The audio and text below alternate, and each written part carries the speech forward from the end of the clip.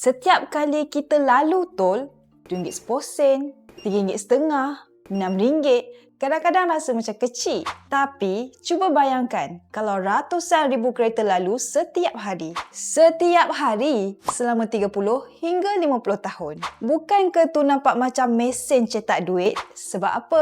Ramai orang percaya bisnes lebuh raya di Malaysia ialah lubuk emas. Tapi, realitinya lebih pelik. Ada syarikat lebuh raya yang buat hasil berbilion ringgit tetapi masih rugi. Ada lebuh raya yang setiap hari penuh dengan kereta tetapi pemegang konsesinya masih bergelut. Jadi, persoalannya, adakah bisnes highway di Malaysia masih menguntungkan atau sebenarnya ia hanya nampak kaya dari luar? Industri lebuh raya Malaysia bukan bermula semalam. Ia bermula sejak tahun 1966 apabila lebuh raya betul pertama negara, lebuh raya Tanjung Malim Slim River yang dibina oleh JKR. Sejak itu, Malaysia mula membina lebih banyak lebuh raya bertol. Dah lama kelamaan, kerajaan mula menggunakan model konsesi. Maksudnya mudah. Syarikat swasta diberi hak untuk membina, mengurus dan mengutip tol bagi tempoh tertentu. Kadang-kadang 30 tahun, kadang-kadang 40 tahun. Malah, ada yang boleh mencecah 50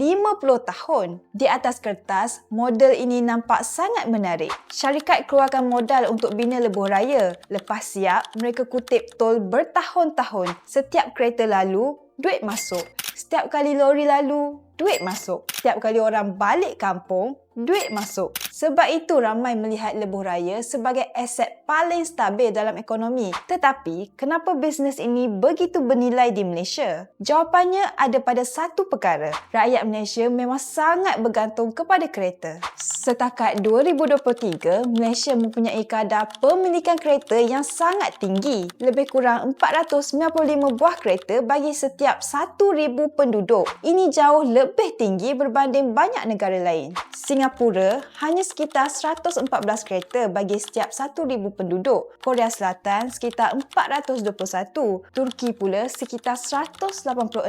Malah, Amerika Syarikat, negara yang besar pun sekitar 296. Maksudnya, Malaysia bukan sekadar negara yang banyak kereta. Malaysia ialah negara yang sangat bergantung kepada kereta. Dan sebabnya jelas. Pengangkutan awam kita belum cukup menyeluruh. Di Malaysia, penggunaan pengangkutan awam hanya sekitar 25% berbanding Singapura yang jauh lebih tinggi. Tokyo juga jauh lebih tinggi. Korea Selatan juga jauh lebih tinggi. Jadi, bagi kebanyakan rakyat Malaysia, nak pergi kerja naik kereta, nak balik kampung naik kereta, nak hantar anak sekolah naik kereta, nak pergi mall naik kereta, semua naik kereta.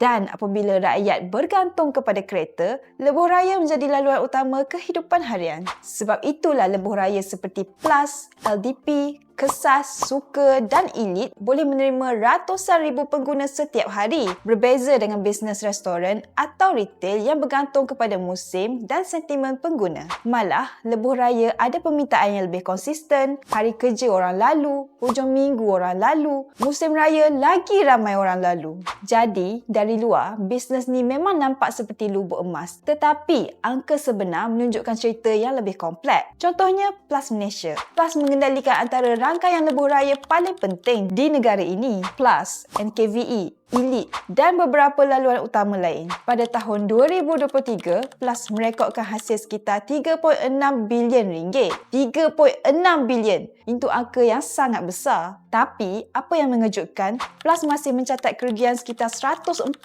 juta. Ini perkara yang ramai orang tak nampak. Hasil besar tidak semestinya untung besar. Dalam bisnes lebuh raya, kos juga sangat besar. Kos penyelenggaraan, kos pembiayaan hutang, kos pembinaan, kos operasi, kos naik taraf, kos faedah pinjaman. Semua ini boleh memakan sebahagian besar pendapatan tol. Sebab itu walaupun kita nampak tol dikutip setiap hari, syarikat belum tentu berenang dalam keuntungan. Tetapi, bukan semua cerita lebuh raya negatif. Ada juga syarikat yang masih mencatat keuntungan. Contohnya Amanah Lebuh Raya rakyat berhad. Syarikat ini mengendalikan lebuh raya seperti Kesas, LDP, Sprint dan Smart. Pada 2025, syarikat ini mencatat hasil sekitar RM836 juta dan keuntungan selepas cukai sekitar RM172 juta. Ini menunjukkan satu perkara yang penting. Lebuh raya yang sudah matang mempunyai trafik stabil dan hutang yang lebih terkawal masih boleh menjadi mesin tunai yang baik. Sebab itu, pelabur institusi seperti KWSP dan PNB biasanya suka aset infrastruktur. Bukan sebab ia paling seksi, tetapi sebab aliran tunainya lebih mudah dijangka. Kalau dibandingkan dengan perniagaan lain, orang mungkin kurang beli baju ketika ekonomi perlahan. Orang mungkin kurang makan luar ketika harga barang naik. Tetapi kalau pergi kerja, mereka masih kena lalu jalan dan kalau jalan tu betul, mereka tetap bayar. Itulah kekuatan sebenar bisnes lebuh raya. Tetapi sekali lagi, bukan semua lebuh raya sama. Lihat pula Prolintas. Prolintas mengendalikan beberapa lebuh raya seperti Aclay, GCE, LTSA, Silk, Suka dan Dash. Pada 2024, Prolintas mencatat hasil sekitar RM547 juta. Tetapi kerugiannya sangat besar, sekitar RM714 juta. Kenapa? Antara puncanya ialah Suka dan Dash, dua lebuh raya baru yang baru je siap dibina. Suka mencatat hasil sekitar RM102 juta, tetapi rugi sekitar RM316 juta. Dash pula mencatat hasil sekitar RM78 juta, tetapi rugi sekitar RM214 juta. Ini sangat penting untuk difahami. Lebuh raya baru biasanya belum terus untung. Pada awal operasi, trafik mungkin belum mencapai unjuran. Hutang pembinaan pula masih besar. Kos faedah pula masih tinggi dan pengguna mungkin perlukan masa untuk membiasakan diri dengan laluan baru. Jadi, walaupun lebuh raya itu nampak moden, panjang dan mahal, ia belum tentu terus menguntungkan. Tetapi, lebuh raya matang seperti Aclay, GCE, LKSA dan Silk pula mencatat prestasi lebih baik. Malah, sebahagiannya telah dimasukkan ke dalam struktur pelaburan seperti Prolintas Infra Business Trust. Ini menunjukkan satu corak yang jelas. Lebuh raya baru boleh rugi besar. Lebuh raya matang boleh jadi sangat stabil. Sebab itu kita tak boleh kata semua highway untung dan kita juga tak boleh kata semua highway rugi. Menurut kenyataan Timbalan Menteri Kerja Raya, 12 daripada 33 syarikat pemegang konsesi lebuh raya di Malaysia mencatat kerugian. Maksudnya, lebih kurang 1/3 daripada konsesi lebuh raya tidak berada dalam keadaan untung. Antara risiko utama dalam bisnes ini ialah trafik sebenar tak capai unjuran.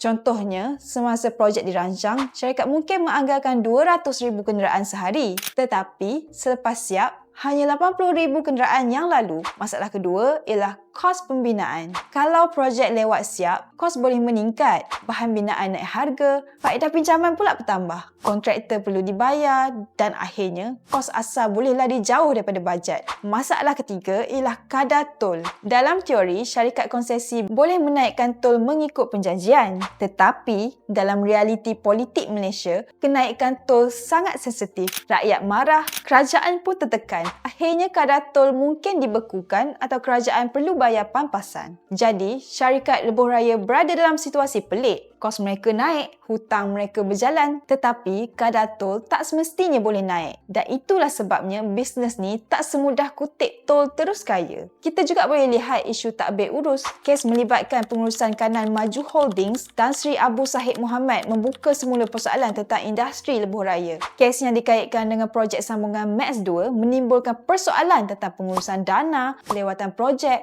dan takbir urus dalam projek infrastruktur berskala besar. Ini menunjukkan bahawa selain faktor trafik dan keuntungan, bisnes lebuh raya juga sangat bergantung kepada integriti pengurusan. Sebab projek seperti ini melibatkan dana besar, pembiayaan besar, kontraktor besar dan tempoh pelaksanaan yang panjang. Kalau pengurusan lemah, satu projek boleh tergendala bertahun-tahun. Dan apabila projek tergendala, bukan syarikat sahaja terkesan, rakyat juga terkesan, kerajaan juga terkesan, pelabur juga terkesan. Jadi, adakah masih ada lebuh raya baru di Malaysia? Ya. Antaranya, lebuh raya Pantai Barat atau WCE yang menghubungkan Cangkat Jering di Perak hingga Banteng di Selangor. Selain itu, Max 2 juga antara projek yang pernah dirancang tetapi kini berdepan masalah besar dan tergendala. Projek seperti ini memerlukan modal yang sangat besar, kadang-kadang ratusan juta. kadang-kadang berbilion ringgit. Dan kejayaan projek bukan hanya bergantung kepada ramai tak orang lalu, tetapi juga bergantung kepada 3 perkara. Pertama, projek mesti siap tepat pada masa. Kedua, kos pembinaan mesti terkawal. Dan ketiga, trafik mesti cukup tinggi selepas beroperasi. Kalau salah satu gagal, projek boleh menjadi beban kewangan. Jadi, apa jawapan kepada soalan utama kita? Adakah bisnes lebuh raya di Malaysia masih menguntungkan?